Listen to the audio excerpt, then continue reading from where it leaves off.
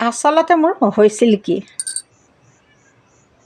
আজি কেইবাদিন ধৰি মই ভিডিঅ' বনাব পৰা নাছিলোঁ।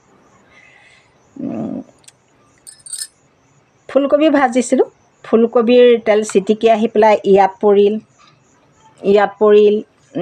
এইখিনিত পৰিল, ভাল হৈ গ'ল।